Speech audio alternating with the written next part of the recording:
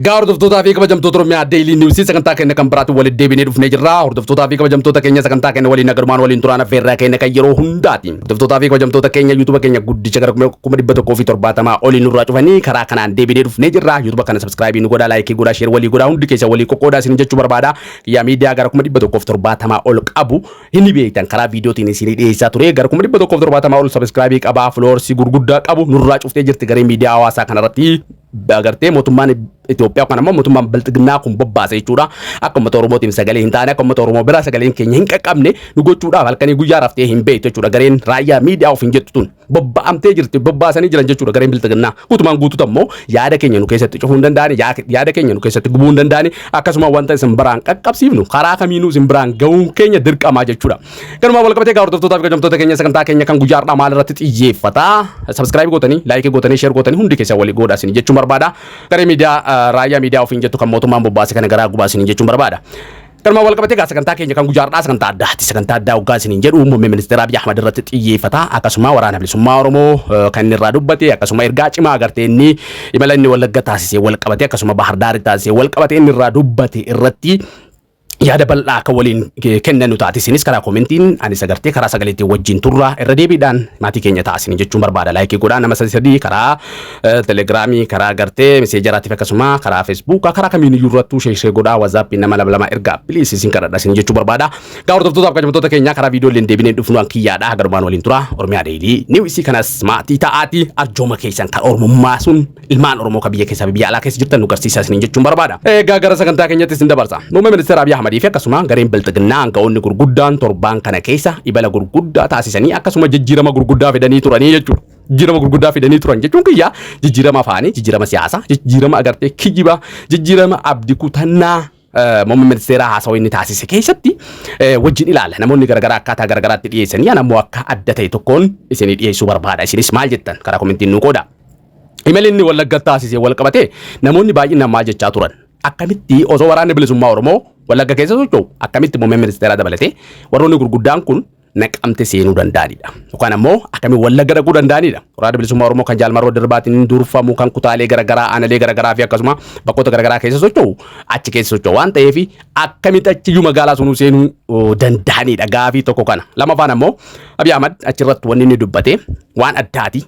Akkasuma hawaasni inni achirratti baase karaa mallaqaanis haa taatu kaadiroota aanalee garagaraa, gandoota garagaraa, magaalota garagaraa, even haga magaalaa Finfinnee, Shaashamannee, Hawaasaa dabalatee bakkoota garagaraati. Akkasuma magaalaa Naqamtee keessatti sabaaf sablammoota akkasuma ijoollee Oromoo sabaan Oromoo taate karaa mallaqaanis karaa humnaanis akkasuma achitti baasee yookaan ammoo dirree sunitti baasee yaada isaa ibsachuudhaaf akka deeggarsa agartee Wallagga keessa illee qabu gochuudhaaf tattaaffiin inni godhe tattaaffii addaa ture.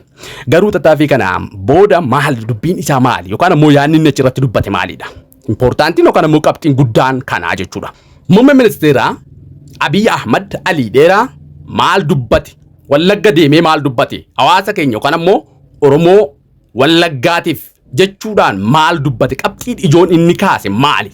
Tokkoffaa irratti waggaa 5 darban kana yookaan ammoo amata 5 darbe kana keessatti paartii Bilxiginnaa ta'ee muummicha ministeera Abiy Ahmad ta'ee maal dubbachaa turanii dheengadda deemee jijjiirama inni garsiise maali? Wanni inni dubbate hoo maali? Hawaasa keenya kana maaliif sossobachuu barbaachisee kan jedhu irratti xiyyeeffachuu barbaada. Maal jechuudhaan eegale muummee ministeera Abiy Ahmad? Yoo Rabbii keessan sodaattan, yoo Rabbii keessanitti amantan, yoo Yesuusitti amantan, yoo akkasuma Maayiramii fi Kiristoositti amantani carraa tokko qofa naa kennaadhaa jechuudhaani uummata keenya kan Wallaggaa kan achitti bahe kan dirree sunitti bahe akkasuma kan TV fi karaa sooshaal miidiyaa hawaasaa kanaan hordofu gaafate jechuudha. Maal jechuudhaan gaafate? Carraa isa dhumaa naa kennaadha. Kun waan addaati. Ergaan cimaa muummee ministeeraa ganama kanaan uummata keenya kan Wallaggaatiif qabatee dhufe maali? Kan agarteetti yaadee riibatti dhabee yaada ciccimaa hiriyoota isaa kan akka Baacaa Dabalee, kan akka Gartee Biraanuu Juulaa, kan akka ministeerota dabalatee garee isaa paartii Bilxiginnaa wajjin mari'atee uummata kiyya kan Wallaggaatiif qabadhee dhufee jira jechuudhaan inni dubbate maali? Waliin haa dhaggeeffannu. Dubbii ijoo waan sirriitti xiyyeeffate ergaa koo itti yaadee itti kadhadhee uummata kootti himuu barbaaduun ganama kana isinii qooduu barbaada. Akkuma amma isin dhaggeeffachaa turtan kana maal jechuudhaan eegalee ergaa koo itti yaadee itti liqeeffadhee hiriyoota kiyya jechuu kooti. Hiriyoota isaatis itti gaafadhee itti liqeeffadhee uummata kiyya kan Wallaggaatiif dhaamsa cimaa akkasuma yaada inni asirratti dabarfachuu barbaadu kan inni qabatee gad dhufe jechuudha. Yaada kana maaliif isinii kaasuu barbaade? Itti yaadee itti liqeeffadhee itti gaafadhee itti dubbisee jechuudha. Yaada cimaa kana uummata kiyya kan Wallaggaatiif qabadhee dhufee jechuudha. Itti yaadee hoggaa isiniin jedhu akkanumatti miti achirratti dubbatamee jechuu kooti. Fakkeenyaaf Abiy Ahmad hoggaa achirratti haasawa godhu ibsa sun inni kennu itti yaadee waan achirratti dubbate guutumaan guututti itti yaadetii baatii 2 baatii 3 itti yaadee akkuma gartee kaadiroota gartee meedaa sun keessatti baase itti yaadetti gartee yaada kana kan inni fide jechuudha. Itti aana maali kan inni dubbate waliin haa dhaggeeffannu.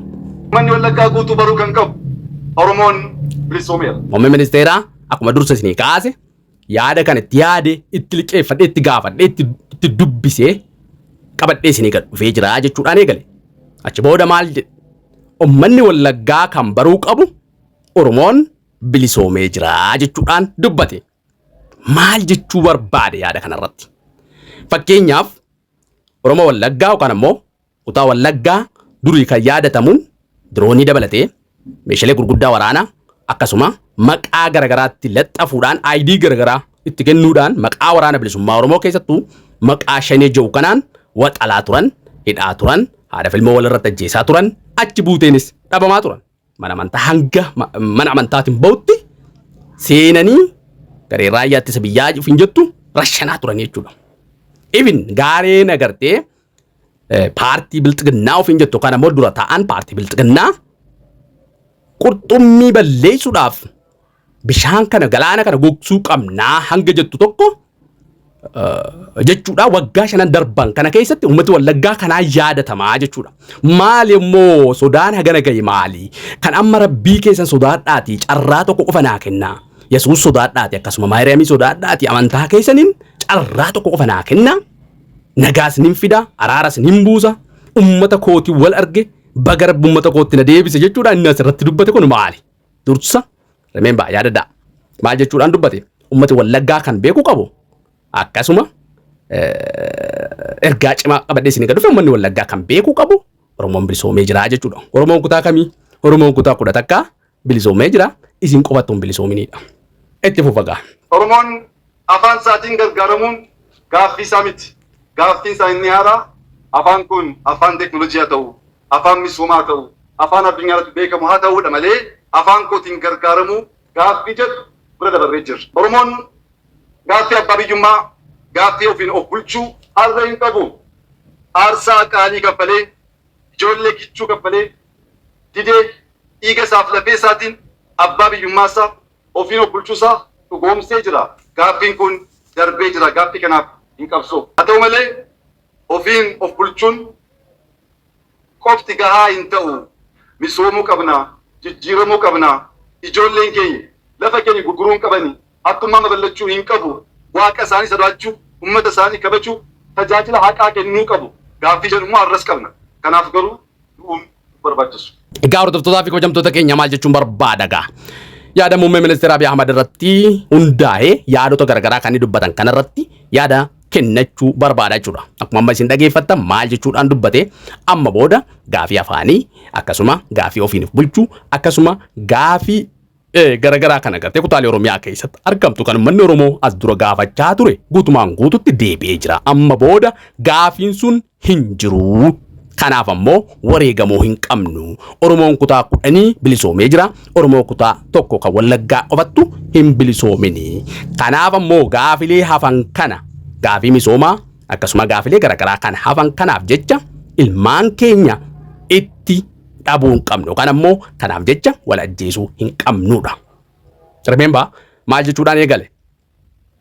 Oromoon bilisoomee jira. Akkasuma deebiitiin ummanni Oromoo kan kutaa 11 keessa Wallagga malee Oromoon kutaa 10 bilisoomee jira jechuudhaan dubbatee jira. Oromoon bilisoomee jira yoo jettanii na gaafattan argaa jirtan.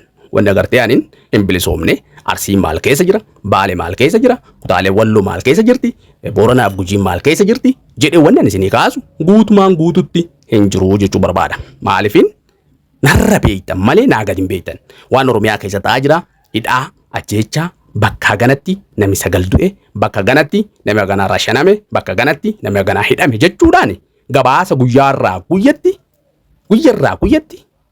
miti nama gartee lammii Itoophiyaan ta'in yookaan ammoo garee lammii Itoophiyaan ta'in garee akka Human Rights garee garagaraa jechuudha qorannoo garagaraa baasaa jiran hayyoota keenya hagammaa mana dhaa keessatti shamsaa jiran gariin ammoo achi buutee dhabamsiisaa jiran kan agartee karaa irratti ajjeefamee kosii keessatti darbamu ammoo haqa isaa akka hin baane isaanii miti yookaan ammoo gareen biraatu agartee gocha kana goote haqi isaa akka hin baane kan godhaa jiru mootummaadha jechuudha. Sigalee siyaasa inni asitti taphate wanta inni asitti dubbate Oromoon bilisoomee jira qofa osoo hin taane kutaa tokkocha Wallaggaa malee Oromoon kutaa 10 biraa bilisoomee jira quba qabaadhaa hoggaa jedhu maal jechuu akka inni barbaadu walumaan laalla. Like godhaa subscribe godhaa Oromiyaa Daily News itti fufaa yaadni keenya jechuu barbaada. Durii gaa hordoftootaa fi kabajamtoota keenya kan isaan taphachaa turan siyaasa lolaa jechuudha siyaasa diroonii fi akkasuma maqaa waraana bilisummaa Oromoo kanaan qalamuu ajjeefamuu achi buuteen dhabamuu ture ammaan tana ammoo siyaasa lolaa irraa jijjiirama gara siyaasaa kadhatti ummata Wallaggaa gara siyaasaa kadhatti jijjiiramee jira jechuudha paartiin Bilxiginnaa yookaan ammoo mootummaa biyya bulchaa jiru kun sodaa cimaa qabu irraa kan ka'e ummata kiyya kan Wallaggaa baga Rabbii wal nu agarsiise haadhoo koo baga Rabbiin guddaa wal nu agarsiise ummata ofii bira seenaa garagaraa seenaa waraanni bilisummaa Oromoo abaa'oo haa taatu kafaa haa taatu abaa'oo Finfinnee haa taatu hin dubbanne gurguddaa qabsaa'ota gurguddaa achirratti kaasee dubbachaa ture jechuudha muummeen ministeeraa Oromoon bilisoomee jira amma booda walitti dhukaasuu hin qabnu kan agartee Oromoon amma godhuu qabu barcumaa kiyya na jalatti tiksuu qaba walumaan itti fufna like godhaa subscribe godhaa share walii godhaa. Qabsoon hin dhaabbata jechuu miti qabsoon kaleessaa karaa nagaatiin yaada haaraa dhukkisiisanii mari'achuu dorgomuun hin danda'amu waan tureef aarsaa qaalii kaffalleerra dinneerra mormineerra qabsoofneerra waaqa keenya qabannee mooneerra. Qabsoofnee jirra ijoollee teenyatti gabbarree jirra ijoollee teenya qaqqaaliitti dhabnee jirra bilisoomnee jirra guutumaan guututti angoo harka keenyatti deeffannee jirra jechuudhaan dubbate dhuga amma booda qabsoon Oromoo qabsoon jedhamtu wanni qabsoo jedhamu amma booda guutumaan guututti hin jiru amma booda wanni nuti qabsoofnuuf yoo jiraate diinagdeedha wanni nuti qabsoofnuuf yoo jiraate diinni afaan badee nutti gaddeemaa jira diina kana tokko taanee ofirraa deebisuudha amma booda wanni nuti qabsoofnuuf ijoollee teenya qaqqaaliitti dhabne waan ta'eef amma booda immoo akka ijoollee teenya qaqqaalii itti hin dhabneef maal gochuu qabna barcumatti anirra jiru tana na jalatti tiksuu qabdanidha maaliifin TPLF afaan itti banaa jirti faannoon afaan itti banaa jirti kudaalee garagaraa naannolee garagaraa keessattis rakkinni gurguddattu wal fakkaataan ifin aga Somaaleettu deemamaa jira waan ta'eef jechuudha itti afuufu itti dhiyaadha kan biraa. Ammoo injifannoo tiffachuuf qabsaa malee akka haaraa injifannoo haaraatiif hin qabsaa'u. Har'a tokkummaan uummata keenyaa tokkummaan saba keenyaa kan barbaachisuuf injifannoo aarsaa qaaliitti argate kan tikfachuu eeggachuu tokkummaa Itoophiyaa tokkummaa sabaa sablammii misooma biyyattii kana dhugoomsuuf yoo ta'e alatti kana booddee waa'ee afaanii waa'ee Oromiyaaf Oromummaa waa'ee sabboonummaa waa'ee ofiin of bulchuu ajandaa qabsoo goonee hin qabsoofnu yoo ta'e har'as kaleessa keessa jiraannaa isa har'aaf isa borii hubachaa hin jirru jechuudha. Kun immoo dubattafummaadha. Dubattafummaan Oromoof dubattafummaan keessattuu uummata Wallaggaaf hin tolu waan ta'eef nuti mul'anni keenya gara fuulduraa deemu malee duuba laalaa duuba yaadaa duuba jiraachuu miti waan ta'eef isa kaleessaa irraanfachaa isa boriif hiixachuu qabnaa jechuun barbaada. Qabsoon hin dhaabbatu qabsoon agartee itti fufaa qabsoon agartee rakkinni aga biyya sun keessa jiru aga agartee Itoophiyaa keessa rakkinni jiru aga agartee rakkinni biyyattii Oromiyaa jedhamtu sun keessa jiru dhugumaan dhugatti qabsoon itti fufaa hin dhaabbatu qabsoo waraanas ta'ee kan waraanas kan ta'in kan agartee karaa nagaallee haa ta'uuti akkuma inni agartee amma dura agartee karaa nagaatiin qabsaa'uu hin dandeenye amma immoo karaa nagaatiin qabsaa'uu dandeettanii rakkoon qabu wal mari'achuu dandeenya warra karaa nagaatiin qabsaa'u malee karaa qawwee kana hin barbaannu jee akkuma inni dubbatee fi qabsoolleen agartee hin dhaabbatu qabsoon agartee nuti godhuu qabnu guutumaan guutuutti qabsoo barcumaa kayyana jalatti tiksuuti malee qabsoo biraa kan nuti godhuu qabnu hin jiru jee waggaa dubbatu kana eenyu faa mana hidhaa keessa kaa'ee akkasuma itti gaafatamuma waggaa 2 darban waggaa 5 darban kana keessatti raawwatame guutumaan guutuutti kan agartee Wallagga keessatti drooniidhaan rukutamaa ture kan Walloo keessatti makiina irraa gadi buusanii nama 20 hagasii bakka takkatti rashanamaa ture akkasuma bakkoota garagaraa Wallagga Gujii dabalatee Boorana dabalatee kutaalee Oromiyaa kanneen keessa bakkoota garagaraa keessatti ijoolleen Oromoo rashanamaa turte mana amantaa keessa gadi fuudhanii rashanaa turanii fi wantoota garagaraa kan namni dubbachuuf illee namatti ulfaatu haga ibiddaan gubamuu kan gahe irraanfadhaati amma booda hoo karaa fuulduratti deemuu qabna waan dabre irraanfadhaa jechuudhaan dubbatee jechuudha itti bofa waliin itti dhiyaadha laayikii godhaa subscribe godhaa Oromiyaa Daily News kana jechuuti uummata Oromoo guutuuf as Naqamteerraa labsiin har'a onni irraa labsu barbaadu dachii Oromiyaa keessatti waraan ijoolleen Oromoo walajjeessuun ijoolleen Oromoo teessee ilaafilamee mari'achuu dadhabuun har'a dhaabbachuu qaba. Egaa hordoftoota fi kabajamtoota keenya maal jechuudhaan dubbate muummee ministeera Abiy Ahmad wanni manni Wallaggaa beekuu qabu wanni manni Oromoo beekuu qabu keessattuu Naqamteerraa ergaan isinii erguu qabu yookaan ammoo dhaamsa isinii dhaamuu qabu amma booda ijoolleen Oromoo jedhe laale amma booda ijoolleen Oromoo walajjeesuu akkasuma ijoolleen Oromoo walitti dhukaasu akkasuma ijoolleen Oromoo karaa marii osoo hin taane karaa qawwee kanaa walirratti dhukaasuun dhaabbachuu qaba jechuudhaan dubbate. Asitti gaa pointii guddaa takka isinii kaasuu barbaada. Pointiin guddaan ani isinii kaasuu barbaadu maali? Tokkoffaa irratti akkuma gartee waggaa 3 darban yookaan ammoo waggaa 4 darban kanatti waraana bilisummaa Oromoo irratti maqaa garagaraa baasuudhaan maqaa shanee baasuudhaan maqaa shiftaa baasuudhaan maqaa gartee garagaraa waraana bilisummaa Oromoo kanatti baasuudhaan warri kun agartee Oromoo miti haadha Oromoo ajjeesaa haadha Oromoo saamaa haadha Oromoo gudeedaa akkasuma qabeenya haadha Oromoo humnaan birrii miliyoonaa ganaa gaafachaa qabsoo uummata Oromoo harkaa qabna qabsoo Oromoo saba Oromoo kana geggeessina garee jettee bosona keessa jirtu guutumaan guututti shiftaadha shaneedha ergamtuu biltigin ergamtuu TPLF'ti ergamtuu Shaabiyaati ergamtuu Ijipti ergamtuu diina alaati jechuudhaan irratti duulaa ture. Muummee ministeeraa dabalatee akkasuma warri paartii biltiginnaa kunniin jechuu kooti. Amma immoo ijoolleen Oromoo walirratti dhukaasuu hin qabanii ijoolleen Oromoo wal ajjeesuu hin qabanii ijoolleen Oromoo marii fi ilaameedhaan rakkoo jirtu furachuu qabanii jechuudhaan dubbate jechuudha. Bakka kana gaa dubbiin waraana bilisummaa Oromoo kana gartee inni shanee jechuudhaan as tura waamaa ture akka ijoollee Oromoo taate qulqulleessee jechuudha muummee ministeeraa kabajamoon. Kana thank you jechuun ni qabdan. Garee durii ergamtuu TPLF'ti garee durii ergamtuu Shaabiyaati garee durii ergamtuu diina alaati ergamtuu warra Itoophiyaan jaalanneeti ergamtuu warra Oromoon jaalanneeti jechuudhaan irratti duulaa turan amma akka ijoollee Oromoo taate nu mirkaneessee jira jechuudha. Itti bofi. Yaa sababa diinaan goomuun ajandaa diinaatii wal qooduun nu haa ga'u. Nuti Oromoon waliin teenyee ilaafilamee mari'achuuf hin rakkannu. Garuu immoo diina Oromoo wajjin mari'achuuf diina Oromoo wajjin tarsiimoo baasuuf diina Oromoo wajjin tooftaa garaagaraa fayyadamuuf hin rakkannu. Oromummaan akkasii eessaa ba'e? Aadaan keenya eenyummaan keenya kan ibsu taa'uu mari'achuu wal dhaggeeffachuu waan waliin murteessan sana qabatanii hojiitti jijjiiruu yoo ta'e alatti waliin dubbachuu dadhabnee diinaan mari'achuun dhaanii guddaa waan ta'eef seenaa irraa barannee isa kaleessaa irraa barannee uummata keenyaaf nagaa fiduu akka dandeenyuuf waraanni nu haa ga'u wal nyaachuun nu haa ga'u wal ajjeessuun nu haa ga'u harka ol qabannee biyya keenya misoomsuuf waliin akka dhaabannuuf maqaa uummata Wallaggaa maqaa saba Oromoo guutuutiin labsiif gaaffii koo magaalaa Naqamteerraa isinii ibsuun barbaada. Oromoon waliin mari'achuurra diinaan mari'achuutu laaffataa fi jechuudha. Kana jechuun maal jechuudha? Oromoo guutuu jedhe malee silaa paartii Oromoo jedhee bareeda ture. Keessattuu Kafaawaa taatu, Abaawaa taatu, Obowaa taatu nuti paartiin Oromoo waliin mari'achuu qabna malee waliin mari'annee rakkoo teenya furachuu qabna garuu diinaan mari'annee diina walii galuu dandeenya. Nuti fi keenya garuu waliin mari'annee walii galuu hin dandeenyu rakkoo guddaa qabnaa jechuudhaan dubbate. Kanumaan wal qabate waraanni nu haa ga'u, lolli nu haa ga'u, nurraa haa dhaabbatu.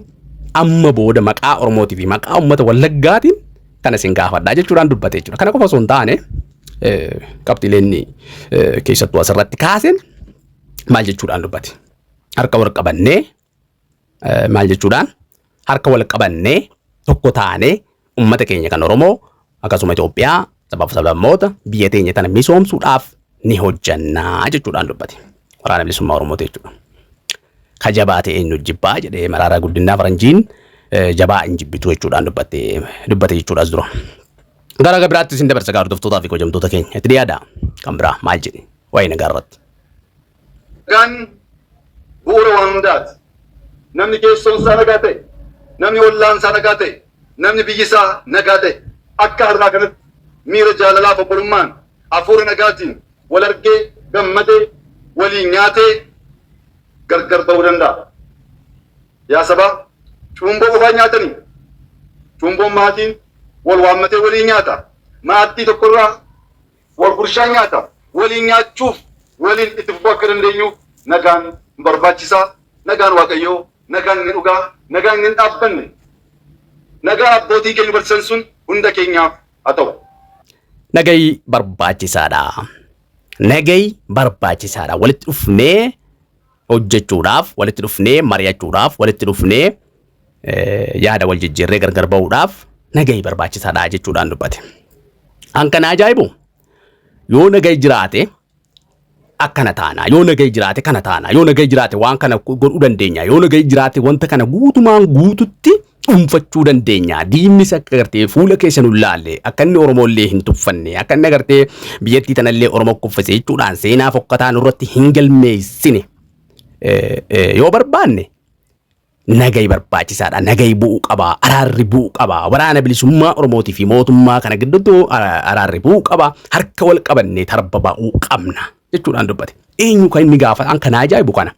Eenyuudhaan gaafii kana eenyu gaafachuu jira. Kana gaa buusuu danda'u fi kana gaa akka inni hin boone barbaadulleen guutumaan godhutti muummee ministeera Abiy Ahmad yookaan ammoo namni isaa olii eenyudha. Kan muree murteessu waraana TPLF keessa gaggeeffame kan akkasii qabeenyaa fi ilmi namaatti halaakameyyuu nagaa buusee jira. Isin galee nagayi barbaachisaadha jee hoggaa uummatatti himu. Uummanni ammoo nagaa nu buusii jee ni gaafata. Uummanni ammoo nagaa nu buusii jedhee isa kadhata. Inni ammoo nagayi barbaachisaadha. Nagayi gartee Oromoof Oromoo gidduutti yookaan ammoo mootummaa kanaaf waraana bilisummaa Oromoo gidduutti barbaachisaadha jeetiin hin dubbataa jechuudha. Waan ajaa'ibaati. Eenyudha amma kan nuti gaafannu? Amma kana ajaa'ibu tokko maali? Eenyu gaafannaadha?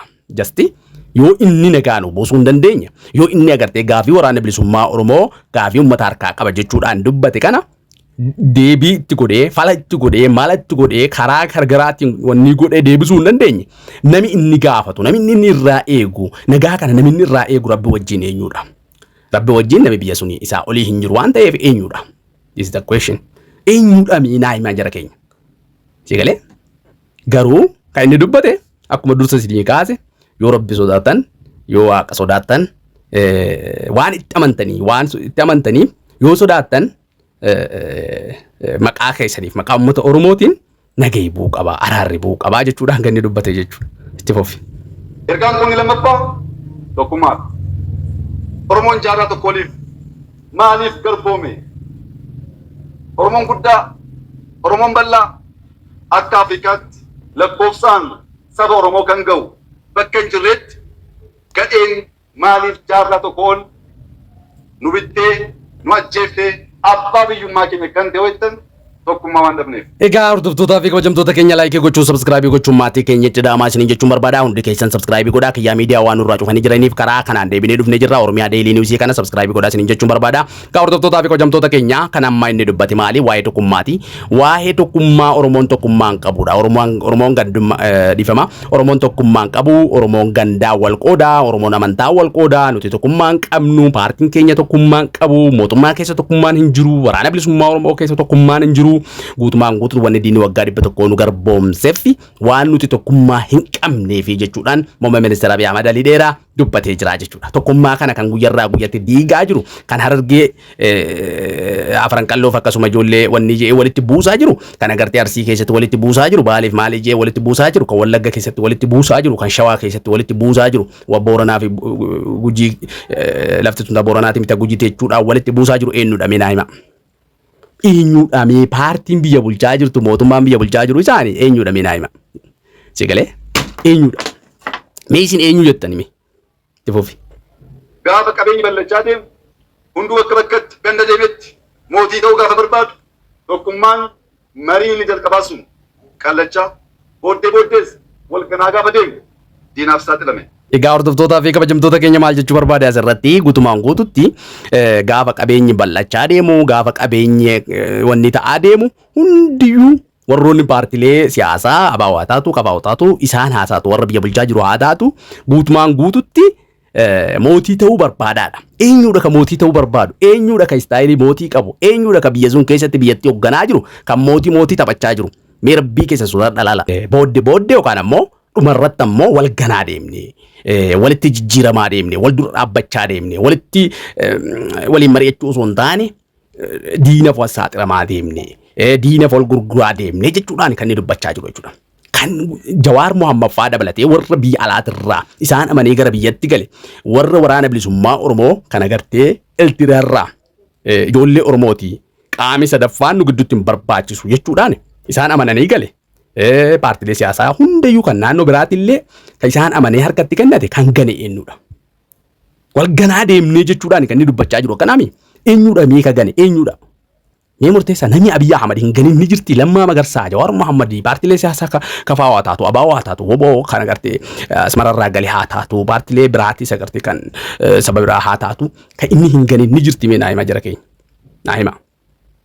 Hojii isaa jechuudha kan inni agartee paartilee biraa irratti fa'aa jiru akkuma agartee bara darbe yookaan ammoo gaafa dura nuti Oromoon hayyoota keenya akka hantuutaa fi bashoodha yookaan ammoo hantuutaa fi qaxurrii jechuudhaan dubbate yookaan ammoo shiruu fi hantuutaa ofii keenya wal nyaanne jechuudhaan dubbate kanallee nuti yoo agartee safaratti yookaan ammoo naannawatti yoo qabeenyi bal'ate yoo qabeenyi wanni ta'e mootii ta'aa deemna wal ganaa deemna diina wal saaxilaa deemna jechuudhaan dubbate hojii isaati baasawee kun kan Lammaa gane eenyu kan Jawaar gane eenyu kan Kafaa'oo gane eenyu kan Abaa'oo gane eenyu kan warra Eltiraarraa isa amanee gale eenyu warroonni kunniin hundiyyuu kan ganameen warra biyya bulchaa jiru keessattuu isaanii jechuudha.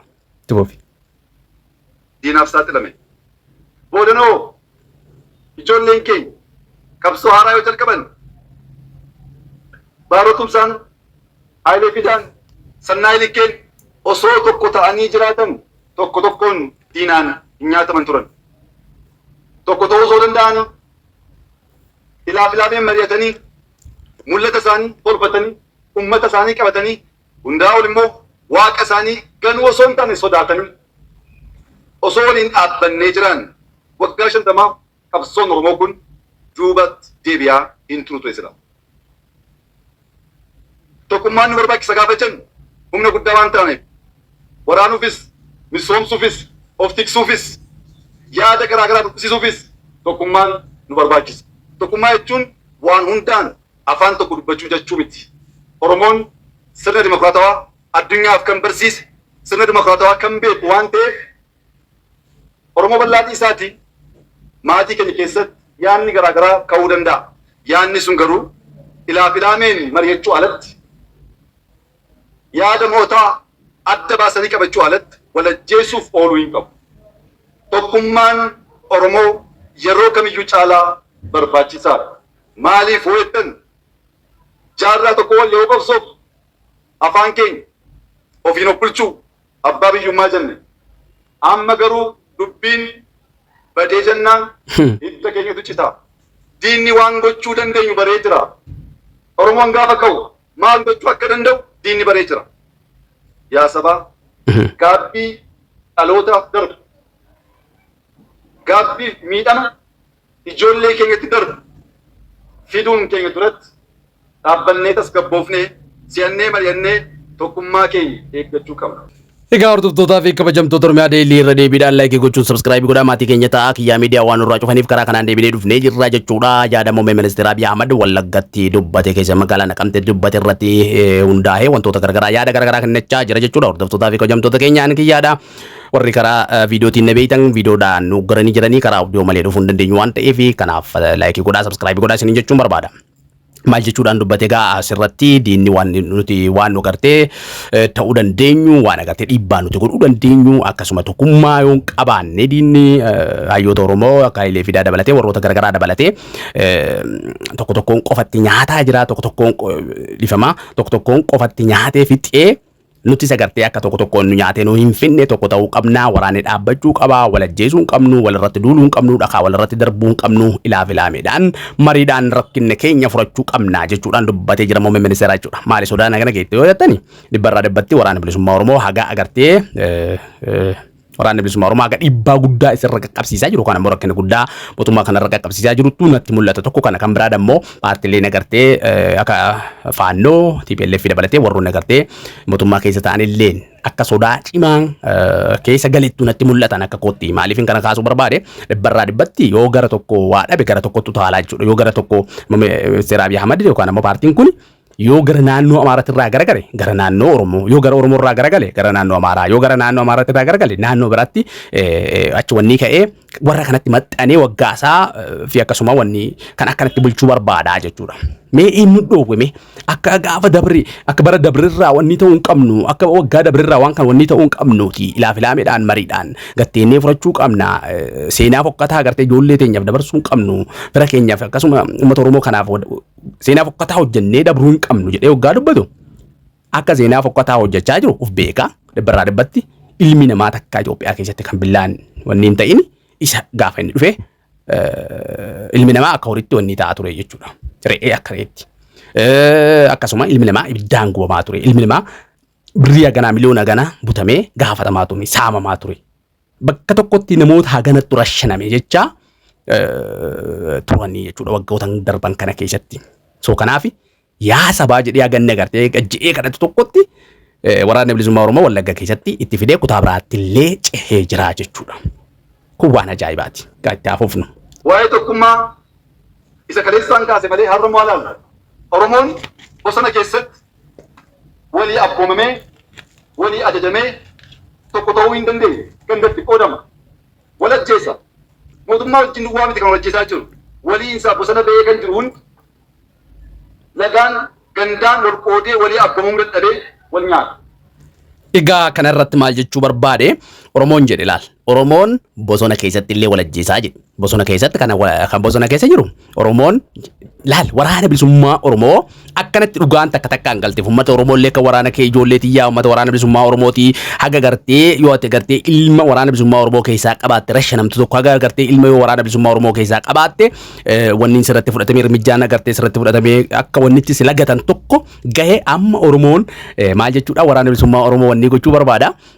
Oromoon mootummaa gidduutti mootummaa fi qaama bosona qofa keessa jiru miti kan wal ajjeesaa jiru qaamummaan bosona keessa jiruyyuu gandaa wal qoodee maaliif wal qoodee wal ajjeesaa jira Oromoon jee baasoo Oromoodha ijoolleen Oromoodha warrummaan as dura gartee diinaa maali shiftaa maalidha gudeedduudha hattuudha warra gartee kokkee fi isaatiif gartee qabsaa malee warra gartee uummata keenya kan Oromoo kanaaf qabsaa miti jechuudhaan as dura gartee dubbachaa turan akkana jechuudha dubbiin akkana. Sini galee akkana jechuudha. Mootummaa qofaanii miti gareen agartee bosona keessa jirtu kan wal fixaanii jirtu ofiisiitii wal fixaa jirtu maaltu gaheerriyaa wal fixuuti yoo inni hin barbaanne dantaa yoo irraan qaban yamma waraana bilisummaa Oromooti yaadaniiti moo isaan amma muummee ministeeraa kana dubbachuu barbaachise waraana bilisummaa Oromoo kan bosona keessa jiru yaadaniiti isaan kana dubbachaa jiran moo siyaasaa sitti taphachuu barbaada waan ajaa'ibaati. Tifuufi. Angorra waanes tokkummaa rakkannee bosona keessattis tokkummaa rakkannee uummata bal'aa kana salphisuurraa woonuu galee tokkummaadhaan qabsaa'u woonuu galee baate immoo dachii bal'aa waan qabnuuf qotaa nyaachuun wayya. Maal jechuu barbaade asirratti mootummaa keessallee akka tokkummaan hin jirre waraana bilisummaa Oromoo keessallee akka tokkummaan hin jirre mootummaa keessallee akka tokkummaan hin jirre uummata kana bal'aa kana ammoo waraanni warra garee mootummaalleen garee waraana keessa jiru kana oboolleen akka salphisaa jiru akka uummata kana seenaa fokkataa irratti galmeessaa jiru afaan muummee ministeera Abiy Ahmad irraa bahe jechuudha. mootummaa keessattis tokkummaa dhabne waraana keessatti yookaan ammoo warra garee bosonaa keessatti ka durii agartee shaneedhaa shiftaadha maaliidha jechuudhaan dubbachaa turan garee bosona keessa jirullee tokkummaa dhabnee jira jechuudhaan dubbate itti fufi. Oromoo salphisuurraa salphina adeemurraa dhaabbatanii yaaduun baay'ee barbaachisaadha. Namni yaadus guutuu yaaduu hin danda'u. Kan hunda beeku, kan hunda danda'u, yaada qulqulluu kan namaa kennu. Inni kaleessa beektan sun Waaqayyoon afura nagaaf jaalalaa, afura tokkummaa akka nu deebisu, akka isinii kennu hawwiif kadhannaa koo ta'a. Egaa hordoftoota fi kabajamtoota keenya waraana bilisummaa Oromootiin hafuura tokkummaa, hafuura jaalalaa fi hafuura araaraa akka isinii kennu gaafii koo fi kadhannaa koo kan amantaa kootiin isinii kadhadhu ta'a jechuudha. Muummee ministeera Abiy Ahmad dubbatee jira jechuudha. Waan addaati waraana bilisummaa Oromootiif kadhannaa akkanaa kana geggeessuu keetiif baay'ee galatoomii muummicha keenya kabajamoo Abiy Ahmad jechuudha. Kan biraa immoo waraana bilisummaa Oromoo shiftinnatii shaneedha maaliidha jechuu sun irraa kaaftee uummata Wallaggaa dura teettee wanni shanee jedhamu hin jirtu wanni shanee jenneeti yookaan ammoo shiftaa nama saamtu haadha namaa gudeedduu haadha namaa buttuu birrii nama gaafattu maqaa gargaraatti maxxansuudhaan agartee ergamtuu TPLF fi ergamtuu Shaabiyaa ergamtuu diina Itoophiyaa ergamtuu diina Oromooti jechuudhaan as dura paarlamaa keessattis garee isaatiin garee bilxinnaatiin wantoota gargaraatiin agartee maqaa kanaanis uummata gurguddaa uummata keenya dararaa turan guutumaan guututti dileetti godhee yookaan ammoo remove godhee amma immoo maal jechuudhaan dubbatu yookaan ammoo maal jechuudhaan yaadatti kennate ijoolleen teenne tan Oromoota bosona keessa jirtuu fi isaaniitii walirra deebi'anii wal fixaa jiranii jedhee dubbate jechuudha. Muummeen keenya kabajamoon baay'ee ijoollee teenya tanaa yaadde baay'ee ijoollee teenya tanaa fi gadditee baay'ee ijoollee teenya tanaaf rabbii kadhatte yookaan ammoo karaa amantaa keetiitii waaqa kee kadhatte jechuudha.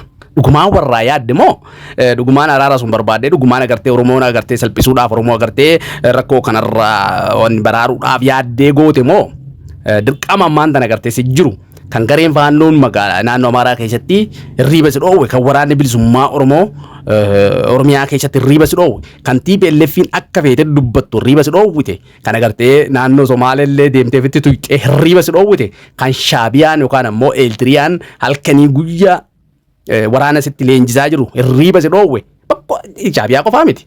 Ijiptiin halkanii guyyaa waa'ee galaana kanaa wal qabatee diina garagaraa Itoophiyaatti wanni godhaa jiru hirriiba si dhoowwe malee waraana bilisummaa Oromootiin jaalatteeti moo maali muummee keenya yoo jaalatte maaliif hagana turtan maaliif haganatti agartee araara uummata keenya kanaaf uummata keenya salphisuu hin barbaanne waan ta'eef maaf araara hin buufne isiniin jechuun barbaada. Hordoftoota fi kabajamtoota keenya laayikii godhaa subscribe godhaa yaada keessanis karaa koomentiitiin nuu qoodaa isiniin jechuun barbaada. Tidak ada. Irra deebi'ee itti muka hin barbaadu. Itoophiyaan badhaadhinni ishee hin dhuguma. Itoophiyaan tokkummaan ishee hin eegama. Itoophiyaan akka Afrikaatti biyya kabajamtu, biyya sodaatamu ni taati. Kun akka hin taaneef xiqqaaf guddaan bitamee yaalii garaagaraa gochuu hin danda'a. Waaqa keenya qabannee hin moonaa, hin ceenaa, mul'ata keenya hin dhugoomsinaa. Nus isinis hin laala. Ajaa'iba egaa dhugaadhaan ulleen ilaallaa Itoophiyaallee ni bilisoomti Itoophiyaallee nagartee dhugaadhaan guddatti Itoophiyaa guddinne nami jibbuun jiru Oromoon Itoophiyaa akka isiin guddattu jibbeeti miti yookaan ammoo sabi keenya kun akka Itoophiyaan guddattu akka Itoophiyaan akka biyyoota biraa taatu akka Itoophiyaan ikonomiidhaan guddattu diinagdeedhaan waraana kana dhiisanii araaran nagaan dhumattee guddattu nami kamuu ni barbaada yaada maaliif biyya kan keeti jechuudha waan ta'eef jechuudha. Kanaaf namoonni tokko ammoo waraanni agartee akka agartee Itoophiyaa waraanamtu akka Itoophiyaan hin guddanne gochuudhaaf halkanii guyyaa tattaafachaa jirti waan ta'eef isin qabannee rabbii keenya qabannee warra kana ni moonaa jechuudhaan maallee qabxii amma isin kaase ka TPLF ka Shaabiyaa kan Ijiptii wantoota kana kan faannoo kanattuu Abiy Ahmad mataa isaa jaamii godhe jechuudha. Amma silkiin tokko silkiin duraanii maal taate beekta yoo ati tachii kana wanni tattaayitee yeroo baay'ee irra deddeebitee wanni goote jaama taate sammuun isii silkii mobaayilaa jechuudha. Abiy Ahmad amma akkas ta'e jechuudha. Jaamii ta'e asii maaltu jira Eeltiriyaa asii maaltu jira TPLF asii maaltu jira waraana bilisummaa Oromoo asii maaltu jira garee faannoo asii maaltu jira Ijiptii asii maaltu jira Ameerikaa akkasuma Yuuroppii gamtaa Arabaa Ligii Arabaa kanattu sammuu isaa jaam godhee amma akka waan gara Oromoo deebi'uu faana yaa saba ijoollee tanteessan tan bosona keessa jirtu maalii godhadda ijoollee Oromoo ofii isaaniitii walirra deebi'anii wal fixanii maaf as dura akkanatti dhugaan yoo dhugumaanati Oromoodhaaf yaadde yoo dhugumaaf ijoollee kanaaf yaadde maaliif akkanatti hin dubbatin haya yoo kanumaaf ijoollee tanaaf akkanatti yaadde warra guyyarraa guyyatti hayyoonni kararratti rashanamaa jiru warra guyyarraa guyyatti halaakamaa jiru maaliif halaakaman eenyuun halaakamaa jira no tifofi labsiin ani labsuu barbaadu yaan namni tokkootiif qooduu barbaadu ummanni Itoophiyaa guutuu kan hubachuu qabu. Tokkummaan Oromoo hin eegamu ta'e tokkummaan Itoophiyaa eegamuu hin danda'u. Oromoon nagaa hin qabu ta'e Itoophiyaan nagaa argachuu hin dandeessu. Oromoon hin misoomu ta'e Itoophiyaan misoomuu hin dandeessu. Oromoon hangafa of jijjiiretu biyya jijjiira. Labsiin kun har'a nagaa dhumaatii hin qabne. Nagaa ummataaf waaqaan waliigaltee qabu. Nagaan misooma keenyaaf tokkummaa keenya dagaagsuu danda'u. Har'a Wallaggaa irraa Itoophiyaa guutuuf akka ta'u hawwii koo yaada koo Naqamtee irraa ummata Itoophiyaa guutuuf ibsuun barbaada. Ummanni Wallaggaa gama misoomaatiin facaatii gahaa gochuu waan hin dandeenyeef Wallagga sababa nageenya dhabuutiin misooma gahaa hin argatin tureera. Yaa ummata Wallaggaaf mul'ata qabna. Wallaggaaf yaada qabna. Wallagga jijjiiruu ni barbaanna. Yaadni keenya kun kaayyoo diinaatiin karaatti akka dhabneef ummanni keenya waliin ta'ee carraa nuuf kennu. Wallaggi jijjiiramee akka Oromiyaa jijjiirutti mul'anni kun akka dhugamutti halkanii guyyaa hojjechuuf isinitti hiiknee gorsa keessan dhaga'uuf nagaa keenya saffisiisuuf gama keenyaan qophii guddaa waan qabnuuf ummanni keenya nu waliin dhaabbatee carraa nuu kennee Wallaggaa maqaa ishee balleessuuf tattaaffii guddaan godhamaa jiru kan maqaa haaraatiin misoomaan nageenyaan jaalalaan hammachuun gurshuun cumboo nyaachisuun akka kaleessaa kan beekamtu akka taatuuf mul'ata qabnaa. Gaaffiin uummata keenyaaf qabnu waliin haa dhaabbannu, ijoollee keenya haa gorfannu, qalbii keenya haa jijjiirrannu, waaqa keenya haa sodaannu, seennaaf tasgabbiidhaan dubbii haa ilaallu. Miirri nu balleessaa, wal qooduu nu balleessaa, wal hubachuu dhabuun qoriftaan gaaffii keessa nu keessaa. Gaaffii keessa galuu keenya duratti, waa gochuu keenya duratti, yaadni keenya sun qulqulluu ta'ee kan uummata fayyadu ta'uusaa baruuf waaqa keenya amantaa keenyaan osoo gaafanne innuu laphee keenyatti nu ibsuu danda'a. Egaa hordoftoota fi kabajamtoota keenya akka dhaggeeffachaa jirtan Oromiyaa Daily News irraa kiyyaadhaanii warri kiyyaa miidiyaa hordofaa turtanis warri hordofaan durreellee kiyyaa miidiyaa waan nurraa cufanii jiraniif gareen raayyaa miidiyaa kana mootummaan bobbaasee kiyyaa miidiyaa gara 170 ol qabu nurraa hiitee karaa kanaan dhufnee jirra. Subscribe gochuun laayikii gochuun share godhaa isin jechuu barbaada. Yaada kanallee karaa koomentiitiin nuu qooda nama lamaaf share godhaa isin jechuu barbaada. Muummee ministeera Abiy Ahmed haasawaa inni Wallagga taasisee wal qabatee yaada kiyyaa asirratti kennachaa jira jechuudha. Maal jechuudhaan dubbatee Uummanni Oromoo yoo nagaan qabaanne, uummanni Oromoo yoo diinagdeen qabaanne, uummanni Oromoo Itoophiyaa keessatti yoo nagaa kutaalee Oromiyaa garagaraa keessatti nagaa yoo hin jiraanne Itoophiyaan nagaan argattuudha. Uummanni Oromoo yoo diinagdeen argatin guutumaan guututti Itoophiyaan diinagdee argachuu hin dandeettuudha. Akkasuma fakkeenya fudhachuudhaan nagaa Wallagga kana keessatti Wallagga jijjiiruu barbaanna. Ijoollee teessan gorfadhaadha. Ijoollee teessan agartee dhaabbadhaati yaadaadha. Karaa biraa waa gochuun dura dhaabbadhaati ufitti yaada wanni godhaati. Wanta takka irratti wanni godhuun dura yookaan ammoo mootummaa yookaan ammoo waraana bilisummaa Oromoo deeggaruun dura dhaabbadhaati yaada akkasuma carraa nuuf kennaa nu deeggaraan wajjin ta'uudhaan ijoollee teessanis gorfadhaati bosonaa deebisaati akkasuma nutillee diinagdee akkasuma wantoota garagaraas keessatti uummata keenya kan Wallaggaatiif gochuudhaaf waadaan hin seennaa jechuudhaan dubbatee jira. Kana qofa osoo hin taane waan asirratti inni kaase wantoota qabxiilee gurguddaan inni keessattuu tuttuquu barbaadu maalidha? Dhaabbadhaati of laalaa waan takka gochuun dura hoggaa jedhu waraana bilisummaa Oromoo deeggaruun dura yookaan ammoo garee kiyya kan mootummaa kana balaaleffachuun dura dhaabbadhaa of laalaa dhaabbadhaati wanta gootu dursa dhaabbadhiiti of laalidha. Ergaan inni asirratti dabarse Wallaggi beekamaadha. Kutaalee Wallagga keessatti bakkoota garagaraa keessatti waraana deeggartii waraana bilisummaa Oromoo deeggartii kanaaf waraana bilisummaa Oromoo leelachi keessatti dagaagee achitti wanni ta'ee hangana faca'uullee danda'e. Oromiyaa bosona qabdi, qabeenya qabdi, warqii qabdi, bakkoota wanni garagaraa qabdi. Achi keessatti uummanni illee aamin jedhee ijoollee isaa waan fudhatee jiruufi amma lola irraa xiyyiitirraa gara kadhatti gara shulattuchi gara gartee afaan gurshaa afaan kaa'utti jijjiiramee jira jechuudha. Siyaasaa kadhaati jechuudha. Amma uummata Wallaggaatii fi muummee ministeera Abiy Ahmed gaaffii akka wanni itti dhiyeesse jechuu kooti. Ambira gaa hordoftoota fi kabajamtoota keenya laayikii godhaa, subscribe godhaa, share godhaa, itti fufaa daqiiqaa lama tafee ni goolabna jechuudha. Nagaa tokkummaa misooma gaafatan misooma Finfinneerraa dubbatamu, misooma Jimmaarraa dubbatamu, misooma Baahirdaarraa dubbatamu. misooma Jijjigaarraa dubbatamu, misooma Walqixxee Arbaa Minch Hawaasaa dubbatamu, duwwaa osoo hin taane misooma Naqamteerraa dubbatamu, namoonni dhufanii daawwachuu danda'an. Dhugoomsuu akka dandeenyuuf uummanni keenya har'as akka kaleessaa nu waliin dhaabbachuu akka danda'u, nu gargaaruu akka danda'u, ijoollee isaa gorfatee deebisuu akka danda'u gaaffii koo jaalala guddaa waliin isinii ibsuu barbaada. Egaa hordoftoota fi kabajamtoota keenya maal jechuudhaan dubbate misoomi beekamaadha Wallaggarraa yookaan immoo Naqamteerraa misooma hawaasaa osoo hin taane misooma Finfinnee osoo hin taane misooma naannolee biraa yookaan immoo magaalota biraa osoo hin taane misooma Wallaggarraa investimentii haa taatu turizimii haa taatu wantoota garaagaraa biyyoota garaagaraa namni dhufee asitti wanni ta'uu barbaannaadha kutaalee biraatirraa agartee akka waan agartee kutaalee biraa nagaan misooma guyyarraa guyyatti bakka akkuma dursa kaasee Oromoon kutaa 10 bilisoomee jira kutaa Wallaggaa qofa taafee jechuudhaan akkuma dubbate dhugaadha misooma Wallaggaa fawuun akkasuma wantoota kanneen Wallaggaa fawuun bareedaa waan agartee maaf hawwitaa jechuu hin dandeessu waan ta'eef jechuudha nagaa.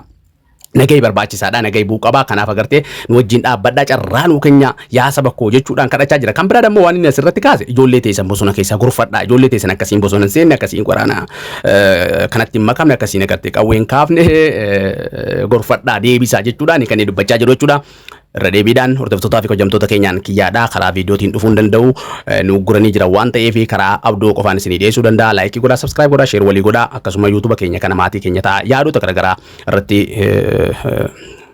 guyyarraa guyyatti illee ta'uu baatu guyyaa tokko tokko isiniif dhiyeessina akkuma baratame jechuudha. Har'a immoo yaada muummee ministeera Abiy Ahmed kana akkamitti ilaaltan isinis karaa koomentiitiin nu qooda nama lama share godhaa isin jechuu barbaada. Guyyaarraa gammachuu guddaatu natti dhagahamee jira. Biyyattiin deebi'ee sabattiin deebi'ee miiraaf hafuuran beeku miiraaf hafuuran kaleessa kanama beeku arguu waan hin danda'eef naa jiraadhaa naa ulfaadhaa bahaa galaa nagaan keessan haa eegamu inni keessan haa baqu jaalalli keessan haa deebi'u eenyummaan keessan barsiisuun keessan kennuun keessan qooduun keessan sun isinirraa hin fudhatamin. Maal jechuun jira gaa muummeen keenya kabajamoon har'a. Gammachuu guddaan dhagaamee jedhe Abiy Ahmed barree afaan kana gaa afaan dammaa bar damma Baaleeti damma Harargeeti damma Wallaggaati damma Gujiif Booranaati jechuudha afaan isaa kuni afaan Oromoos afaan Amaaraa soggaa dubbatu afaan kana ni mi'aa gurbaa ajaa'ibaati maal jechuu jira gaa muummeen keenya har'a gammachuu guddattuu dhagaamee jedhe gammachuu dhagaamte maalii jedhe saba kiyya deebi'ee jedhe uummata kiyya deebi'ee jedhe. Laali mee siyaasaa inni fayyadamu jiru yookaan immoo wanti inni uummata irratti taphachuu jiru uummata keenya kan kutaa biraatirra Wallagga qofatti godhee rukutaa akka ture ofumaa ragaa ofirratti bahaa jira haa ta'u ammoo amma gara saba kiyyaa gara saba Oromootti deebi'ee akkas fakkeessuudhaaf baazawwee kun saba biraa afaan keenya hin dhagaan malee akkas fakkeessuudhaaf amma gara saba kiyyaa deebi'ee jira gara Oromootti deebi'ee jira gara uummata kiyya kan durii beekutti deebi'ee jira baay'ee gammadee jechuudhaan kan inni dubbachaa jiru. Qaruutii ajaa'ibaatii fi warra agartee damma afaan dibatee deemu kan agartee afaan isaa keessi billaa afaan isaa keessi shigiree afaan isaa keessi xiyyiitii warra akkanaa kanaa jechuudha akka muummee ministeera jechuudha. Shigalee warra afaan dammaa ka keessi isaa immoo shigiree jechuudha. Uummata kiyya deebi'ee hoggaa jedhee dubbatu kutaan Oromoo yookaan immoo Oromoo kutaaleen garaagaraa yookaan immoo uummanni keenya kan wanta kana hin hubanne maal jedhanii bakka gara keenya deebi'ee jira. Tasfaa kutee diinarraa gara keenya deebi'e yoomillee deebi'u muummee ministeera Abiy Ahmed yoomillee deebi'u hin danda'u namichi akkuma reef tana jedhe mallaqa yoo argate fi akkasuma namoota wanni tokko yoo argate mootii ta'uu barbaanna akkuma jee mootii ta'uu barbaadu isuma jechuudha warri biraan gurra jiraatee argaa hin jirru yookaan immoo inni ta'an jiru waan ta'eef jechuudha mootii ta'uu barbaanna mallaqa xiqqaa tokko arganne akkasuma ofii keenya wal gannee diina mari'achuu filanna akkuma jee jechuu kooti. Baay'isnee isin jaallannaa deddeebinee isin laaluu barbaannaa. Baay'isanii jaalatan. Kanaa ol Naqamtee keessa miilaan deemuudhaan misooma laaluu barbaannaa amma guyyaan sun dhufutti waliin taanee nagaaf tokkummaaf jaalalaaf misoomaaf akka hojjennu amantaa guddaan qabaa.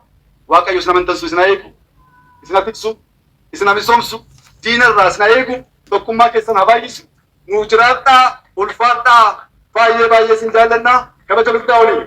Egaa hordoftoota fi kabajamtoota keenya warri Oromiyaa Deelii hordofaa jirtan sagantaan keenya kan guyyaa har'aa muummee ministeera Abiy Ahmad irratti xiyyeeffate haasawaa inni Wallaggattu kan immoo magaalaa Naqamtee keessatti taasise irratti xiyyeeffate yaadota kiyya kan agartee dhuunfaa kootii itti kennachaa jira maal jetta yoo jettan karaa koomentiitiin nu qoodaa yaada kana irratti jechuu kooti maal jechuudhaan dubbate uummanni keenya waa'ee amma inni dubbate uummanni Naqamtee yookaan immoo uummanni Wallaggaa keessattuu magaalaa Naqamtee amma booda akka miilan keessa deemnee misooma laaluu dandeenyu. Amma miilan keessa deemuu danda'an gaadhi barraa dhibba beekamaadha. Nagai akka hin jirre kun ni ibsaa barbaasa. Wayii namni ofumaa burjaajaa malee Naqamtee keessa magaalaa Naqamtee keessa yookaan immoo Wallagga keessa akka nageenyi hin jirre muummee ministeera Abiy Ahmad afaanuma isaatiin dubbate jechuudha. Amma booda misooma magaalaa keessa deemnee miilan daawwachuu barbaanna jee waggaa dubbatu maali? Amma akka deemuu hin dandeenye gaafi sun illee ni dhufa yookaan immoo yeroon sun illee ni dhufa jechuudhaan kan inni dubbate jechuudha. Gaafi sun yeroo gaafa tokko ni dhufaadha. Gaafa sun ammoo nageenyi gaafa bu'e Naqamtee keessa akka miilan deemnee misoomaaf uummata keenya kana laallu abdii guddaa qabna naa jiraadha carraa nuuf kenna ni kadhata uummata kadhataa barbaasa wayii uummata kana kadhata garaa laaffifata gaafa dirooniin rukutaa turte gaafa gartee billaawwanni godhaa turte gaafa faannootti bobbaastee makalaakaa fakkeessitee wayaa makalaakaatti keettee faannootti bobbaastee fixaa turte suni maaf uummata miskiina akkanaa jettee uummata gaabii suwwisanii warqii si shallamanii kutaa Oromoo keessaa kutaa kamii kan warqii si shallame hin jiru Wallagga malee ammatti jechuudha. Gaafa sun naasuu akkanaa kana maaf hin qabaanneef uummata kanaaf maaf akkanatti naaneef maaf akkanatti rifanneef haadholee teenya tanaata garee faannoo akka feetetti fittu kan garee maqaa waraana bilisummaa Oromootiin uummata akka feetetti buttee gara feete geessitee birrii miliyoona lakkaamu gaafattu. Gaafa sun sitti mul'achuu dadhabe moo har'a si mul'ate gaafa dubbutti diinni garagaraa sitti baay'ate jennaan har'a garana deebitee ijoollee durii ati shanee jetteetiin halkanii guyyaa irratti duulaa turte amma immoo ijoollee Oromooti ijoollee teenya tan Oromoo tan agartee bosona keessatti illee wanni wal godhaa jirtu yookaan ammoo wal irratti dhukaasaa jirtu jettee dubbattu. Ofuma keetii moo warraa fi kun beekamaadha jechuun barbaada. Nageenya immoo akka kutaalee Wallagga keessa yookaan ammoo Naqamtee keessa iyyuu nageenyi akka hin jirre muummee ministeera Abiy Ahmad ifa godhee jechuudha. Kana namni xiinxalee ilaaluu qaba. Maal jechuudhaan dubbate? Nageenya akka hin jirre miilan akka tochuu hin dandeenye makiinaan akka tochuu hin dandeenye istaadiyoomii sun keessatti helikooftariin bu'ee helikooftariin istaadiyoomii sun keessa akka barrise ofii isaatii dubbate jechuudha. Nageenyi waan hin jirreef gaafa biraa gaafa deebinu nageenyi bu'ee akka miilan deemnee uummata keenyallee diinagdee illee wantoota garaagaraallee akka laallu abdii qabna jechuudha. Uummata keenya kan Wallaggatti dhaamsa godhee jira jechuun barbaada. Gaa hordoftoota fi kabajamtoota keenya sagantaan keenya kan guyyaa har'aa asirratti raawwata. Sagantaa biraatiin akka walitti deebinutti nagaa waaqa keessan hawlaa nagaa naa bulaa jechuun barbaada. Laayikii gochuun sabskiraaybii gochuun maatii Oromiyaa Deelii Niwusii ta'a. Kiyyaa miidiyaa waan nurraa cufaniif karaa Oromiyaa Deelii Niwusii kanaan deebinee dhufnee jirra. Hundi keessan laayikii godhaa sabskiraaybii godhaa shin jechuun barbaada. Yaada qabattan karaa koomentiitiin nu qooda nama lama hundi keessan sheer godhaa sabskiraaybii godhuun immoo dirqama keessan isin jechuun barbaada. Maaliif nama 170 ol nurraa cufanii Umaamiti ilmi namaatu qalamaa jeefamaa jira waan ta'eef isin ammoo subscribe godhaan jajjabeessa garee nagartee raayyaa miidiyaa mootummaan bobbaase uummata keenya kan miidiyaa warra galtee sagalee uummata Oromootiif ta'u halkanii guyyaa rafteen bultuu irratti miidiyaa isaanii cufaa jira waan ta'eef jechuu kooti. Gaa hordoftoota fi kabajamtoota keenya yoo balleesse dhiifama. Ani mootummaarraa garee waraana bilisummaa Oromoorraa garee KFO ABO'rraa nama tokkorraa wanni hin qabu jechuun koo hin deeggarus rakkinni jiru ammoo kan biltiginnaa isin dubbadda rakkinni jiru kan waraana bilisummaa Oromoo illee ni dubbadda. Warri dubbachuu barbaadan ammoo karaa bilbilaatiin sagalee isinii banee akkasitti yaada keessan illee karaa WhatsApptiin karaa wanniitiin qoodachuu barbaadan yoo jiraate karaa sagantaa tokko live isinii dabarsa jechuu kooti. Oromiyaa Deelii Niwusii kana share godhaa warri YouTube qabdanis warri hin qabnes karaa hundaanuu share godhaati karaa Facebook irratti karaa meseejii irratti nama lama mee hundi keessan karaa meseejiraatiin karaa WhatsApptiin karaa Telegramitiin isaa taatu karuu miidiyaa hawaasaa walitti kontaaktii qabdanii saayiba qabdanii irratti nama lama qofa irratti share godha akkasuma isin kadhadha. Nagaa waaqa keessan hawlaa nagaa naa bulaa isin jechuu barbaada yoo dogoggore dhiifama guddaa isin gaafadha akka uummata kiyyatti bal'atti jechuu kooti nagaatti nagaa waaqa keessan hawlaa.